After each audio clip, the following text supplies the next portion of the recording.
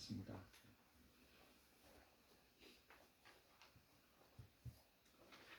오늘 말씀은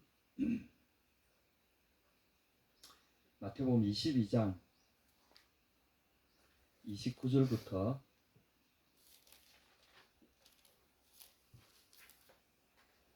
40절까지 보겠습니다. 마태복음 22장 29절부터 40절까지입니다.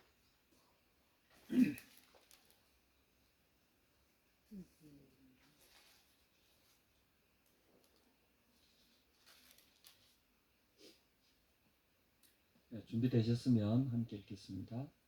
시작. 예수께서 대답하여 이르시되 너희가 성경도 하나님의 능력도 알지 못하는 거로 오해하였도다. 구할 때에는 장가도 아니가고 시집도 아니가고 하늘에 있는 천사들과 같으니라. 죽은 자의 부활을 논할진대 하나님이 너희에게 말씀하신 바 나는 아브라함의 하나님이요 이삭의 하나님이요 야곱의 하나님이로라 하신 것을 읽어보지 못하였느냐. 하나님은 죽은 자의 하나님이 아니요 살아있는 자의 하나님이시니라 하시니 우리가 듣고 그의 가르치심에 놀라더라. 예수께서 사두개인들로 대답할 수 없게 하셨다 함을 바리새인들이 듣고 모였는데 그 중에 한 율법사가 예수를 시험하여 묻되 선생님, 율법 중에서 어느 계명이 크니까? 예수께서 이르시되 내 마음을 다하고 목숨을 다하고 뜻을 다하여 주 너의 하나님을 사랑하라 하셨으니 이것이 크고 첫째 되는 계명이요 둘째도 그와 같으니 내 이웃을 내 자신같이 사랑하라 하셨으니 이 두 계명이 온 율법과 선지자의 강령이니라. 아멘. 오늘 이 말씀의 주제는 두 가지 지금 주제가 되겠습니다. 하나의 주제는 부활에 대한 이 우리의 존재 세계에 대한 세계관에 대한 말씀이 하나 있고요. 부활에 대한 유명한 논쟁입니다. 그리고 이제 두 번째는 큰 계명에 대해서 말씀을 하시는데 오늘 제 말씀의 주된 부분은 큰 계명 뒷부분에 대한 말씀입니다. 제가 말씀을 쭉 읽다가 앞부분을 볼 때 건너뛸 수 없어서 같이 좀 나누고 뒷부분도 같이 하기를 원합니다. 예수님이 이 29절 한번 보시겠습니까? 너희가 성경도 하나님의 능력도 알지 못하는 거로 오해하였도다. 이 오해하였도다 하신 말씀은 이 바리새인들의 앞부분에 대한 도전에 대한 답변이시죠. 7 형제가 있었는데 그 중에 큰 제일 마지가 장가들어서 아내를 맞이했는데 그만 후사가 없이 죽었다. 그래서 이스라엘의 그 율법에 따라서 형이 죽으면 동생이 그 형수를 이어서 수혼이라 그러죠. 형수를 취하는 제도가 있습니다. 사실은 이게 나라마다 상황에 따라 좀 다르긴 합니다. 이스라엘의 특수성에 비해서 이스라엘 그 민족 자체는 땅을 하나님께 분배받았잖아요. 그러면 그게 대대손손 손이 있어야 그 땅이 후손에게 물려질 거 아닙니까? 근데 후손이 없으면 그 땅은 누구 것이 됩니까? 좀 이상하게 되잖아요. 이제 이런 모순을 없애기 위해서 후손을 계속 남겨가지고 그게 이제 다른 민족에게로 넘어가거나 이런 일이 없도록 하기 위해서 이런 제도를 두신 거죠. 근데 여기서 율법학자들이 예수님을 걸고 넘어지는 것이 우리 율법대로 해가지고 7명이 다 그러면은 막내까지 해가지고 다 해서 아무도 결국은 7명 다 죽었다. 그러니까 여성 한 분이 7명의 남성과 결혼을 해가지고 결국은 다 죽을 텐데 부활이 있다고 하면 나중에 7명이 와가지고 다툴 거 아니냐. 그러니 이것은 모순이다. 그러므로 부활이라는 것은 있어서는 안 된다. 현세만 존재해야지 부활이 있으면 이거는 모순이고 따라서 율법도 모순이 된다. 율법이 모순이 없다고 한다면 지금 이런 주장은 부활이 있다고 하는 것은 불가능하다. 이게 이제 따지기 좋아하고 계산 속이 밝은 유대인들의 이 결론입니다. 여러분도 어떻게 생각하십니까? 우리의 현재 차원만 생각하면 이게 당연히 그렇죠, 그죠? 예. 그래서 이제 우리가 성경을 해석하거나 이런 걸 볼 때 주로 내가 가진 지식이나 현재 과학적인 어떤 물리학적이거나 인문사회학적인 뭐 이런 기초를 가지고 판단하는 게 거의 대부분입니다. 그러니까 이제 논리의 모순이 있는 부분들이 많이 발견이 되는 거죠. 성경 부분하고. 근데 예수님은 놀랍게 이야기했습니다. 너희가 성경도 하나님의 능력도 알지 못하는 거로 오해하였다. 너희가 잘못 알고 있다는 거죠. 이 수혼 제도를 주신 것이나 그렇다고 부활이 존재하지 말아야 된다고 하는 이런 논리들이 왜 문제가 되는가 하면 하나님이 수혼 제도를 주시니 결혼 제도를 주신 이 자체가 목적이 따로 있다는 거죠. 원래 이 가정을 이루고 남과 여가 만나서 가정을 이루게 하시는 것은 서로의 연약함을 보완하기 위한 것이지 이것이 영원히 그런 것이 아니라는 거죠. 그리고 우리의 존재 자체가 영원히 이 땅에서만 존재하는 존재가 아니라는 거죠. 그래서 하나님의 능력도 오해했고 성경도 오해했다. 이 말씀 속에 우리가 생각해야 될 것은 이 예수님이 바라보시는 이 성경의 가치관, 성경에서 이야기하신 이런 것들은 어떤 것들은 자세히 설명하지 않습니다. 그냥 쭉 이야기해놓고 끝이에요. 그리고 사람들이 그걸 이제 우리의 기준으로 판단하다 보니 이해가 안 되고 막 이제 온갖 억측들과 막 이런 이제 어그로가 막 나오는 거죠. 근데 주님의 그 말씀이 보면 부활 때에는 30절 장가도 아니가고 시입도 아니가고 하늘에 있는 천사들과 같다. 이것은 천사들은 영적인 존재이기도 하면서 인격이잖아요. 그리고 우리가 부활의 그 몸을 예수님의 부활의 몸을 우리가 봤잖아요. 그리고 완전체로 변하는 거죠. 요즘 이제 세상에서 인기 있는 말로 완전체가 되는 거죠. 완전체가 되면 이제 이거는 신령한 몸이라고 이야기하는데 우리 몸과 영이 하나가 되는 거죠. 지금은 몸과 영이 분리되어 있잖아요. 그래서 몸이 부서지면 영이 몸에 함께 있지 못하니까 몸을 떠나게 되면 죽음이라고 이야기를 하는데 우리 영혼은 아무리 누가 뭐라 해도 우리 영혼을 해칠 수 있는 건 아무것도 사실 없잖아요. 속여서 우리가 스스로 잘못된 판단을 하게 해서 결국 우리가 그 행동을 하게끔 만들지만 육체는 그렇지 않지 않습니까? 아무나 와서 해치면 연약함 가운데 노출되어 있는데 영혼은 그렇지 않잖아요. 그런데 우리가 부활체를 입게 되면 그것이 완전히 몸 자체가 영혼처럼 이 놀라운 존재로 변하게, 그게 이제 예수님의 부활의 현장에서 우리에게 보여주신 그거 아닙니까? 마치 그 나비들이 변태를 해가지고 꾸물꾸물 기던 애벌레가 날아다니는, 애벌레는 그래도 2차선의 평면에서만 살잖아요. 애벌레가 그러다가 어느 순간에 날아가서 공간이라는 개념을 알게 되고, 그리고 이동하는 방법도 완전히 다르죠. 원하는 곳을 자유롭게 헐헐, 완전히 새로운 세계, 이런 생물 세계에서도 주님이 우리에게 삶의 어떤 새로운 차원의 고차원의 세계가 저 차원과 고차원이 공존한다는 걸 우리에게 암시하셨듯이 성경에서도 이런 것들을 우리에게 암시해 놓고 계신 건데 오늘 이제 정확하게 이야기하시는 거죠. 구할 때는 장가도 안 하고 시집도 안 하고, 그러니까 결혼 제도가 이제는 더 이상 필요 없다는 거죠. 왜냐하면 결혼은 서로를 보완하기 위해서 해놓은 것이지 영원히 우리를 불완전한 형태로 묶어두기 위한 건 아니라는 거죠.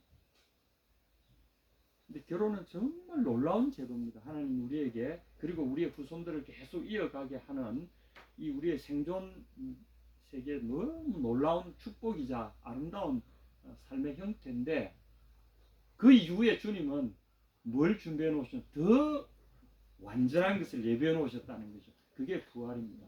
부활의 몸을 입을 그 시점이 되면 이젠 더 이상 누구의 도움을 받을 필요도 없고요. 어디 연약함에 빠질 필요도 없고요. 완전한 몸과 완전한 우리 존재가 하나가 되는 거죠. 자기 영광의 몸의 형체와 같이 변케 하시라. 우리를 그렇게, 이미 우리가 예수 그리스도의 영이 우리 속에 거하시는 순간에 이미 그것은 우리에게 확정되어져 있는 거죠. 근데 이 부활에 대한 것을 주님이 더 자세히 말씀하시면 31절 보시면 죽은 자의 부활을 논할진대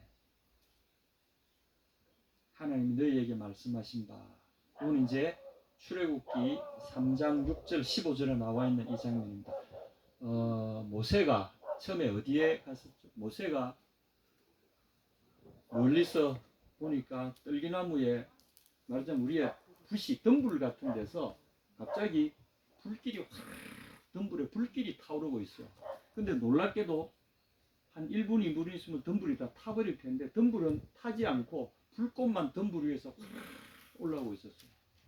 너무 놀라운 광경에 그가 그곳으로 갔더니 그때 하나님의 사자가 나타나서 그를 불렀어요. 모세야 모세야 네가 섰는 곳은 거룩한 곳이니 신발을 벗어라. 이 신은 자기의 권리를 포기한다는 의미를 갖고 있고 동시에 하나님 앞에서 자신의 인간의 모든 권리가 하나님 앞에서는 무의미하다는 것을 의미합니다. 그래서 신을 벗어라. 거기서 하나님이 들려주신 말입니다. 그래서 자신을 소개하실 때 나는 아브라함의 하나님이요 이삭의 하나님이요 야곱의 하나님이다. 이 말씀이 갖는 의미를 오늘 여기 풀어주시는 거죠. 이 말씀의 전제가 뭐냐면 나는 아브라함의 하나님이다 하셨을 때 어떤 의미라는 거죠? 아브라함이 나와 함께 있다는 거죠. 나와 언약을 맺은, 나와 영원한 언약을 맺은 내 언약의 동반자 아브라함이 지금 내 곁에 있다. 이 말은 내가 아브라함에게 한 약속을 지금도 지키고 있다. 아브라함과 함께 아브라함을 위하여 한 그 언약을 내가 지금 진행시키고 있다. 이런 뜻입니다. 그리고 이삭의 하나님이라. 그리고 아브라함의 언약을 이어서 이삭과도 언약을 맺었잖아요. 언약의 상속자들이 주르륵 같이 있는 거죠. 지금 이들이 다 지금 나와 함께 있다는 거죠. 언약은 영원한 언약은 한 사람이 죽으면 언약이라는 것은 한 언약의 쌍방 중에 한 명이라 죽으면 언약은 파기되는 걸로 끝나는 겁니다. 그런데 주님은 당신의 언약을 나의 언약은 영원한 언약이다. 내 영원한 언약 이렇게 말씀하셨어요. 그 말은 뒤집어 놓고 말하면 나의 언약이 영원히 성취될 것이다. 영원히 진행될 것, 성취될 것인데 동시에 내 언약의 당사자도 영원할 것이다. 나와 영원할 것이다 라는 중요한 전제를 달고 있는 겁니다. 그래서 지금 말씀하신 것은 아브라함이 나와 함께 있고 이삭이 나와 함께 있고 야곱이 나와 함께 있어서 이 언약의 당사자들이 시퍼렇게 살아있어서 내가 이 언약을 지키는지를 함께 보고 있을 뿐 아니라 이제 언약은 누구에게로 상속되었습니까? 야곱의 12아들들에게 상속되어서 그 족속들, 그 후예들에게 언약이 상속되어서 현재 진행 상태로 진행되고 있다는 거죠. 그래서 예수님이 여기서 분명히 이야기하십니다. 아브라함의 하나님, 이삭의 하나님, 야곱의 하나님이라시 이 말씀의 뜻이 무엇이냐? 이것은 그들이 이 하나님과 함께 계시다는 것을 전제로 하는 말씀입니다. 고로 모든 사람은 하나님 앞에 살아있다는 거죠. 하나님께는 그래서 하나님은 살아있는 자의 하나님이시다. 이 말씀은 또 다른 말로 하면 하나님에게는 누가복음에서 이렇게 해석합니다. 하나님에게는 모든 사람이 살아있다. 이 하나님의 세계 속에는 삶과 죽음의 경계가 있긴 하지만 하나님 앞에서는 다 살아있는 거죠. 그래서 우리가 죽으면 끝인데 죽으면 뭐 육신이 없어지면 뭐 인생이 끝나 그게 아니라는 거죠. 하나님 앞에는 형태가 어떻든지 간에 모든 존재는 살아있다는 거예요. 특히 사람들은 그 언약의 사람들은 그래서 이 존재 형태가 하나는 영원한 고통 가운데 사느냐 하나는 영원한 생명과 희망 가운데 사느냐 이 둘 중에 하나일 뿐이지 하나님 앞에 살아있다는 거예요. 특별히 언약의 당사자들은 그분 앞에 영원히 살아있다는 것이 오늘 이 말씀의 핵심입니다. 성경을 우리가 이해할 때 여러분 놀랍지 않습니까? 나는 아브라함의 하나님이다 하신 이 말씀이 갖는 의미를 예수님이 이렇게 풀어주신 거죠. 왜냐하면 이 말씀을 실제로 기록하게 하신 이가 예수님이시고 이 언약의 당사자인 한 축이 성삼위 하나님 예수 그리스도 그분이시라는 거죠. 여러분 주님 살아계십니다.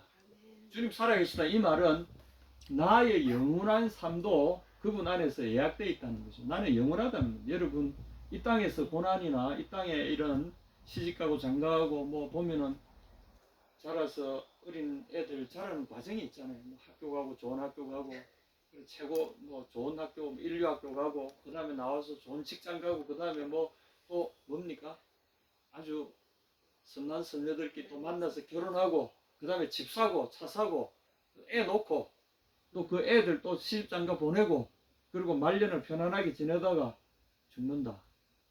이제 이런 우리 인생 사이클을 이렇게 쭉 보면 이걸 놓고 이제 어떤 분은 아 허무하다 이래 하는 분도 있고 아 참 잘 살았다 이래 하는 분도 있긴 한데 삶이 이게 전부가 아니라는 거죠. 삶은 그렇지 않습니다. 삶은 하나의 완성을 향해서 쭉 달려가는 똑같습니다. 우리가 지금 움직임 없는 이 곳에 가만히 있는 것 같지만 그렇지 않습니다. 시속 30만 킬로로 달리는 이 태양계 속에 거대한 지구라는 차에 우리가 함께 타고 있는 겁니다. 시속 30만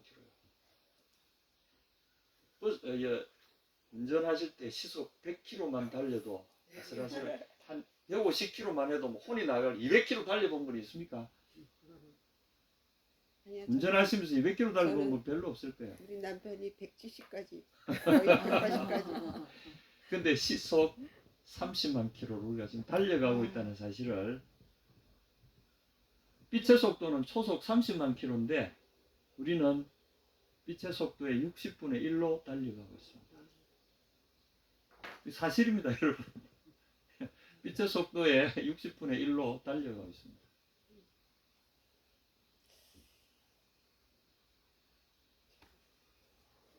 360분의 1이다, 그죠? 네, 초속으로 치면은 어마어마한 속도입니다.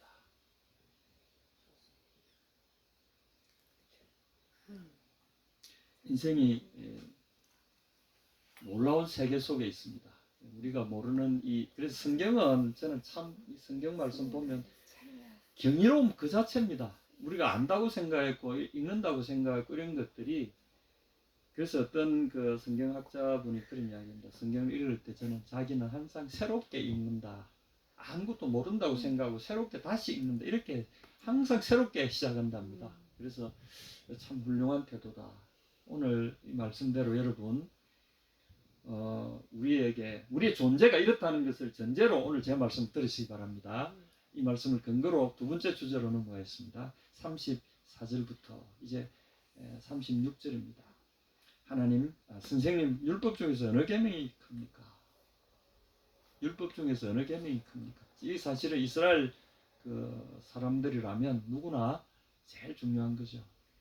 어떤 한국 교파에서는 막 방언하고 막 성령 받고 막 이런 거를 신앙의 가장 중요한 어떤 목표로 또는 방법론으로 삼은 분들도 많죠. 막 뜨끈뜨끈하고 막 은사를 행하고 기적을 행하고 막. 근데 이 사실은 구약 시대에도 성령의 역사가 활발했습니다. 여호와의 영, 하나님의 영, 지혜와 계시의 영, 하나님 여호와를 경외하는 영 여러 가지로 불리지만 사실은 이것은 하나님 자신이 역사하실 때 나타나는 하나의 모습이고요. 실제로 예수의 영, 여호와의 영 이렇게들 불립니다. 그런데 이 영의 세계에 대해서 사실은 하나님 자신이 영이시잖아요. 그리고 예수님도 부활하신 후에 부활의 몸이 사실 영처럼 보이잖아요. 신령한 몸으로 우리에게 다가오실 때 그 영이라고만 생각하지 우리는 살과 뼈가 있으심에도 불구하고 그 몸은 영처럼 자유로워요. 바람처럼 자유롭고 시간과 공간에 제약을 받지 않아요. 공간을 그냥 통과해버리고요. 시간을 그냥 통과해버립니다. 이분에게는 시공이라는 이 제약 자체가 의미가 없는 거죠. 그러니까 여기서는 시간과 공간이라는 4차원이라는 이 세계 자체가 의미가 없다는 것은 뭡니까? 차원을 뛰어넘은 존재라는 거죠. 이런 세계가 우리에게 존재하는 겁니다. 그런데 이 사람들에게 가장 중요한 것은 이런 존재 세계에 대한 개념보다는 당장 자기들에게 집중하고 있는 이 율법에 하도 조항이 많아요. 그러니까 이게 원래 하나님 우리에게 알려주시고자 하는 것은 이 자유로움입니다. 당신이 가지셨던 그 존재의 자유로움을 우리도 같이 누리도록 당신에게 초대하신 거예요. 이 존재의 자유로움을 모르고 그저 이제 그 존재로 초대받은 그 율법 조항을 이제 쪼개가지고 현실 세계에만 적응하기에 바빴던 거죠. 그러니까 이제 뭐 어떤 스님이 이래 손가락으로 달을 가리키고 있는데 왜 달을 보지 않고 손가락만 보느냐 하시는데 어떻게 보면 또 성경을 대한 우리의 태도가 똑같아요. 하나님 그분을 보라고 그분을 통해서 그분이 주시는 메시지를 받아야 되는데 그분이 보라고 한 이 손가락 율법 조항만 계속 보고 있는 거죠. 하나님을 잊어버리고 그래서 이제 하나님을 깨닫고 그 놀라운 진리를 보게 하는 그 말씀을 통해서 진리를 발견해야 되는데 보지 못하고 하나님도 못 보고 하나님의 능력과 그 말씀도 성경도 보지 못하는 거죠. 그래서 이제 이 사람들이 한 두 번째 시험이 그겁니다. 이제 계속해서 사실은 예수님을 테스트하는 겁니다. 이게 지금 율법 중에서 어느 계명이 제일 큽니까? 그러면 우리가 10계명 있잖아요. 10계명 중에서 어느 것이 제일 크죠? 이렇게 물은 이제 그렇게 보셔도 됩니다. 그래서 10계명도 막 엄청나게 많아요. 많아가지고 뭘 막 분류해가지고 안식일에 어디 가지 말라, 뭐 하지 마, 일도 하지 말라. 그러면 가만히 있어야 되느냐? 아니면 조그만 일은 할 수 있느냐? 그렇다면 어디까지 일은 해야 되고, 그리고 몇 걸음을 움직여야 어디 여행을 하지 말라는 조항에 해당되지 않느냐? 뭐 이런 식으로 이제 따지기 시작하는 거죠. 여러분 어떻게 생각하십니까? 성경을 이렇게 보기 시작하면 내 부모를 공경하라. 그러면 어느 정도야 공경하는 것이고 어느 정도야 무시하는 것이냐? 이것도 심각하잖아요. 그것도 이제 계량화시키려고 하는 거죠. 그러니까 이 사람들이 나중에 율법학자들이 이 율법을 해석을 해가지고 안식일에 가야 할 거리가 한 1000걸음 정도는 걸어도 된다. 또는 뭐 한 500걸음만 걸어야 된다. 이래 막 해가지고 나중에 이제 정했어요. 한 1000걸음 정도 걸어도 된다. 1km 정도. 그리고 이제 집에서 불도 피우지 말고 음식도 하지 말고 근데 자기 딱 먹을 거 그런 건 해도 된다. 근데 그 이상은 안 된다. 뭐 이런 식으로 이제 막 계량화하기 시작했어요. 자기 또 머리가 아픈 거죠. 유대인 그 문수에 보면 막 복잡합니다. 우리가 지금 보면 실소를 금치 못하는 건데 막 하여튼 좀 어렵습니다. 그러니까 이 사람들에게 율법의 경중 그리고 율법이 두 개가 충돌하잖아요. 그럼 충돌할 경우에 어느 걸 먼저 지켜야 될 것인가? 이제 이런 문제도 생기는 거죠. 그래서 이제 첫째 계명에 대해서 물어보는 거죠. 뭐가 제일 그러면 경중을 따졌을 때 첫째 계명이 뭡니까? 주님이 답변이 명쾌합니다. 그들이 율법을 가지고 말씀하십니다.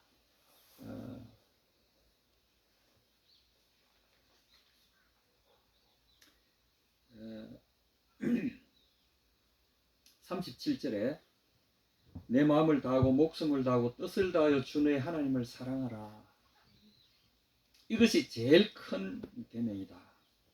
이것은 이제 신명기 6장 5절에 나오는 말씀입니다. 쉐마 이스라엘 예호바 엘로헤이누 예호바 에하드 이렇게 시작되는 신명기 6장 5절 신명기 6장 5절부터 해가지고 그 아래쪽은 어릴 때부터 쉐마 구절 들으라 라고 하는 구절이라 해가지고 어릴 때부터 소학교에서 눈 딱 가리고 얘들 이렇게 합니다. 보십시오. 쉐마 이스라엘 여호바 엘로헤이누 여호바 에하드 이런 식으로 이제 눈 딱 가리고 애들이 다 그런 식으로 가르쳐요. 그래가지고 줄줄줄줄줄 다 외우게 합니다. 저기 옷깃에 메고 여기에 메고 미간에 메고 뭐 내 문술주에 메고 내가 걸어가거나 뭐 집에 앉았을 때나 가르치고 뭐 이러면서 쫙 이 신명기 6장 이 내용을 쫙 외우게 해요. 예수님이 그들이 제일 잘 아시는 구절 6장 5절 4절 5절을 딱 그대로 찍어내십니다. 너희가 잘 알고 있는 그대로 내 마음을 다하고 목숨을 다하고 뜻을 다하여 주 너의 하나님을 사랑하라 하셨으니 이것이야말로 첫째 되는 계명이다. 그래서 뭐 안식일을 지켜라, 내 이름을 망령되이 일컫지 말라, 뭐 어떻게 하라 온갖 예물제도 뭐 제사제도 한마디로 딱 요약하면 하나님을 사랑하라는 거죠. 최선을 다하여 너의 생명을 다하여 사랑하라. 이 사랑하라 명령이죠, 그죠? 근데 여기에 여러분 어떤 감정을 느낍니까? 이집사님은 그 결혼하시기 전에 연애 결혼하셨습니까? 아니면 소개로 소개로. 중매로? 네. 예, 중매 결혼하셨네. 네. 중매 결혼은 나중에 이제 중매 결혼하는 분이 더 오래 잘 사시더라. 맞아요. 연애 결혼하신 분들은 처음에 막 콩깍지 씌었다가 나중에 딱 벗겨지니까 예, 농담입니다. 아니 똑같아요. 종류도 똑같지 않나요? 그 보고 일단 만나서 좋으면 그러니까 결혼하는 거죠, 그죠? 딱 만나는 순간에 콩깍지가 씌어가지고 어쨌거나 쉬었다가 덮었다가 뺏기지도 그런데 중매 그 선보는 자리에서 상대방이 그랬다 칩시다. 이제부터 당신은 나를 생명을 다하고 목숨을 다하고 뜻을 다하여 나를 사랑하겠습니까? 사랑하시오. 이렇게 하면 여러분 어떻게 하시겠습니까? 아니래요. 빨리 나부터 빨리 먼저 빨리 도망가요. 나부터 먼저 사랑하겠어. 이해가 있어 이러면서. 그런 사랑 해보고 싶어요. 아 그래요. 네. 예. 야 아유 귀여워. 이 혀를 찌르는 명언입니다. 대부분의 이런 경우에는 좀 반감이 생기죠. 그래서 율법을 대하는 우리의 태도도 이와 같지 않나 싶어요. 하나님께서 이렇게 사랑하라 일방적으로 사랑하라 이래 하시니까 지가 뭔데 왠지 끌려가는 거 싫잖아요. 내 마음이 생겨서 사랑해야지. 자 이게 어쨌거나 첫 번째 이 명령입니다. 그것도 명령이에요. 이스라엘이 거부하면 죽음이 기다리고 있는. 그러니까 어떤 좀 저보다 더 뺀질하고 이렇게 빼딱한 생각을 가진 분이 한국에 이름만 대면 아시는 분입니다. 그분이 이런 언약을 맺은 하나님이 이스라엘의 하나님이라는 거죠. 언약을 딱 맺어가지고 너는 내 백성, 나는 너 하나님 수직관계를 딱 만들어 놓고 이제부터 너는 목숨을 다하고 생명을 다하고 뜻을 다하여 나만 사랑해. 안 그러면 너 죽어. 이렇게 했다는 거죠. 이 얼마나 야만적이냐는 거죠. 속박에 가둬놓고 사람을 꽁꽁 묶어놓고 옴짝달싹하지 못해. 이게 무슨 사랑이냐 이거죠. 여러분 이런 설교 들어보셨습니까? 이런 강연 들어보셨습니까? 일하시는 분 있어요. 저는 이걸 듣고는 참 일리가 있다.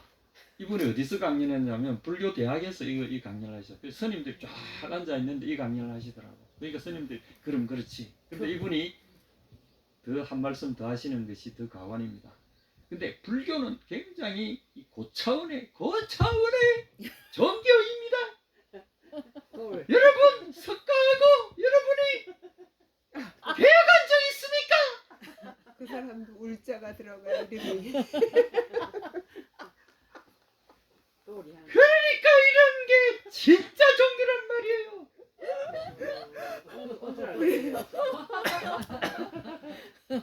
석가모니와 이런 중생들의 계약 관계가 전혀 아니라는 거죠. 자유로운 동등한 관계에서 서로 간섭하지 않고 서로의 길을 알려주는 얼마나 이게 인간적이고 아름다운 관계냐. 이제 그분의 주장이 그거였어요. 그러니까 거기 있던 그분들이 막 끄떡끄떡하면서 막 마음속으로 박수를 치는 것 같더라고.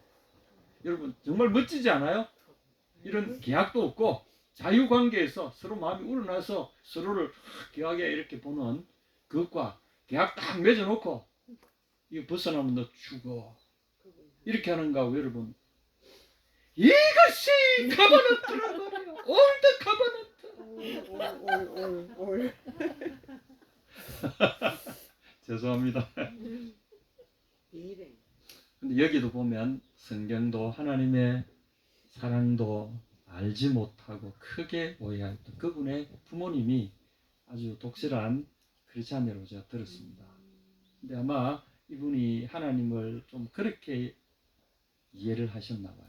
하나님을 가두어 놓고 언약이라는 속에 가두어 놓고 뭐 안 그러면 근데 예수님이 이 말씀하시는 크고 첫째 되는 계명이다. 이 계명의 첫 번째 계명이 나를 사랑해라. 너 생명을 다해서 나를 사랑해라. 그런데 이렇게 사랑을 요구하는 그분이 사랑을 요구할 때 그분은 우리를 향한 어떤 마음을 갖고 계신지 혹시 아십니까? 내가 너희를 위하여 내 모든 걸 내놓았다. 그러므로 너도 너의 모든 것을 나를 향해서 내어놓아라. 오직 나만 해라. 여러분 그 신명기 6장 4절에 대한 해석이 어떤 분들이 보니까 조금 그렇던데 보통 이제 여러분 신명기 6장 4절 누가 읽어보시겠습니까? 이스라엘아 들으라 우리 하나님 여호와는 오직 유일한 여호와이시니 예. 이스라엘아 들으라 우리 하나님 여호와는 오직 유일하신 하나님이시다.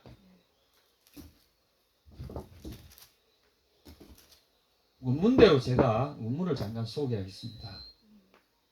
쉐마 이스라엘 여호바 엘로헤이누 여호바 저는 여호바라고 이렇게 발음하는데 원래는 이게 이제 아도나이로 발음을 합니다. 여호와라는 말이 나오면 여호와는 우리 하나님이시다. 여호바 엘로헤이누 딱 넉자로 되어 있습니다. 여호바 엘로헤이누 여호바 에하드. 이제 이 이스라엘의 이 그 언어 구조상 이건 이제 명사 문장이라고 이야기합니다. 그래서 딱 네 단어로 되어 있어요. 명사 네 개. 여호바 엘로헤이누 여호와는 우리의 하나님이시다라고 하는 동사가 빠져 있어요. 우리의 하나님 여호와 우리의 하나님 여호와 에하드 여호와 하나 한 분이신 중간에 이제 그걸 그대로 번역하면 여호와는 하나이시다 이렇게 번역하잖아요. 그래서 여호와는 하나이시다. 아 삼일체가 여기서 나오는구나 뭐 이러면서 하는데 전혀 그렇지 않습니다. 이것은 두 개가 평형 대꾸를 이루어 가지고 앞에 나온 문장을 뒤에 문장에서 한번 다른 형태로 강조시키는 형태를 가져서 두 문장이 똑같은 의미를 사실상 갖고 있어요. 이게 무슨 말인가 하면 이스라엘에 들어라 여호와는 우리 하나님이시다. 이 말은 많고 많은 신들 중에 여호와만이 우리 하나님이다 이런 뜻입니다. 그래서 여호와 에하드란 말은 여호와 그분 오직 한 분만이 우리의 하나님이시다 이런 뜻입니다. 그러므로 이 말씀의 중요한 의미는 다른 신을 쫓아가지 말아라 이런 뜻입니다. 우리의 하나님은 여호와 오직 한 분뿐이시므로 그분이 뭐 삼일체다 하나다 뭐 그래서 유일신의 근거다 이런 식의 엉터리 해석이 분분한데 그건 절대 아닙니다. 이 말의 의미는 한 분 오직 우리에게는 한 남편이 있을 뿐이요 한 아내가 있을 뿐이요 한 오직 유일한 하나의 사랑이 있을 뿐이다 이런 뜻입니다. 이 하나의 사랑 이것이 언약의 핵심입니다. 여러분 그래서 하나의 사랑 안에 묶인 사람들은 내가 너를 위하여 내 모든 것을 내어준 것처럼 너도 나를 위하여 모든 것을 내어놓아라 이것이 영원한 언약이다라는 거죠.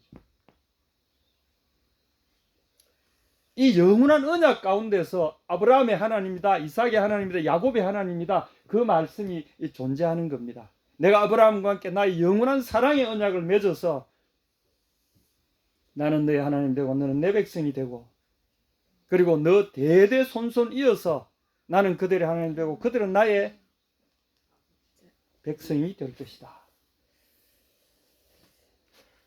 나는 너를 위하여 내 모든 것을 내어주고 그러므로 너는 너의 모든 것을 내게 내어놓아라. 이것이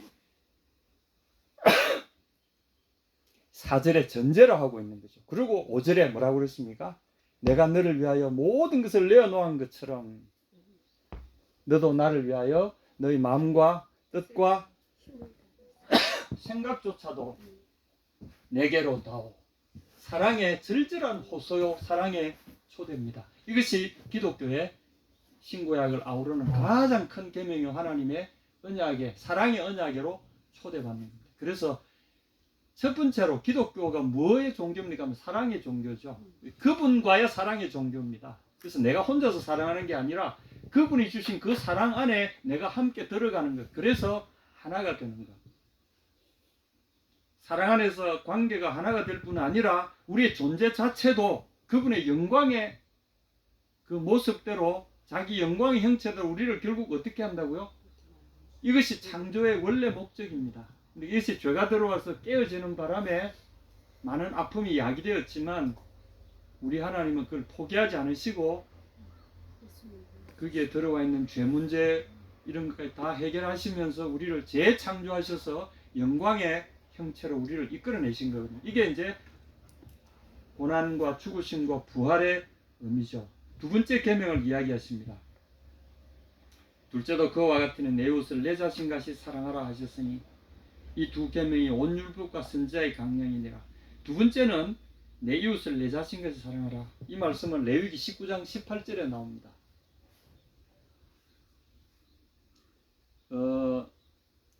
여러분 그 구약 성경 여기 구약에서 이웃이란 단어를 찾아보면 쭉 나옵니다. 이런 주로 이 이웃 사랑에 대한 계명. 그래서 이웃을 해치지 말고 어디 이웃을 탐하지 말고 뭐 이웃을 너무 이렇게 그 압박해가지고 죽기에 이르게 하지 말아라. 이런 말씀까지 나옵니다. 그리고 이 레위기 19장 18절에 딱 보면 바로 이 말씀이 그대로 나옵니다. 내 이웃을 내 몸같이 사랑하라. 이게 이제 사실 십계명의 중요한 부분. 이게 십계명을 두 부분으로 나누면 앞부분은 하나님에 대한 부분이고요. 뒷부분은 이웃에 대한 사람에게 대인 계명이라고 불리는 거죠. 이제 두 개를 하나로 요약하면 사랑이라는 대전제 아래 하나님 사랑, 인간 사랑 이렇게 나오죠. 이게 뭔가 하면 예수님의 한 말씀으로 우리에게 요약하신 말씀이 있는데 요한복음 15장 9절에 보면 예수님 우리에게 이 15장 9절 좀 읽어주시겠습니까?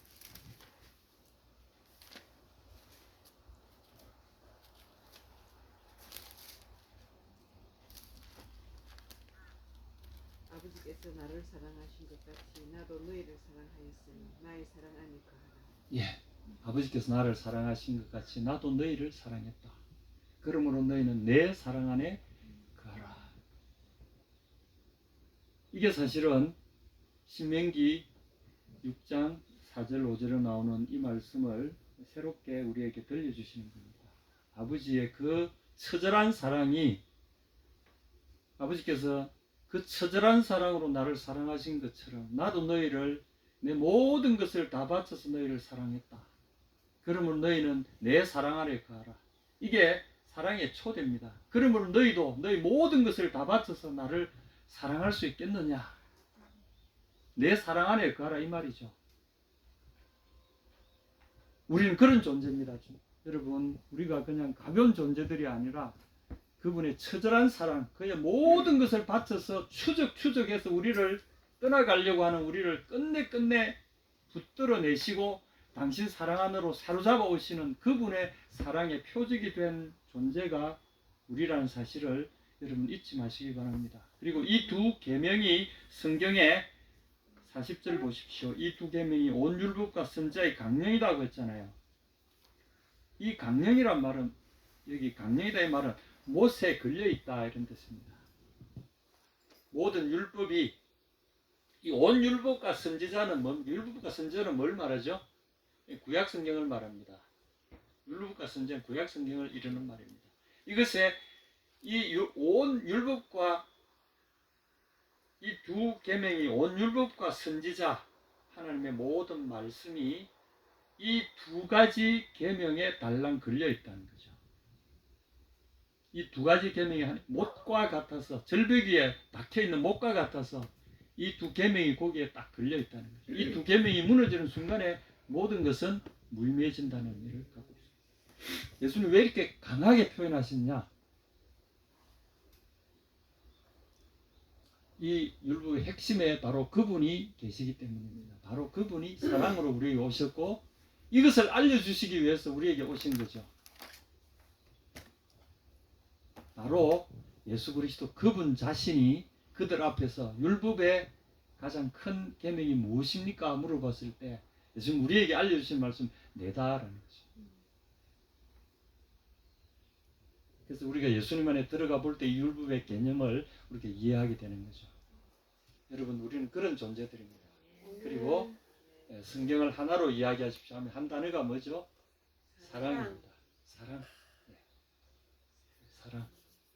그토록 우리가 찾고 헤매던 사랑, 예수 그리스도 안에 있습니다. 여러분, 멀리 가지 마십시다.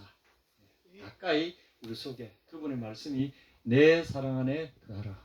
아멘. 그래서 이 내 사랑 안에 거하라 이 말씀을 보고 이 계명들을 대하면 이 계명이 무엇을 의미하는지 우리에게 저절로 줄줄줄줄줄 풀려나가는 거죠. 이것이 바로 못과 같이 우리에게 딱 하나로 찍어주신 예수님의 요약입니다. 오늘 여러분 이 말씀 가운데 더 용감하게 주님의 사랑 속으로 걸어 들어가시기 바랍니다. 주님의 이름으로 축복합니다. 아멘.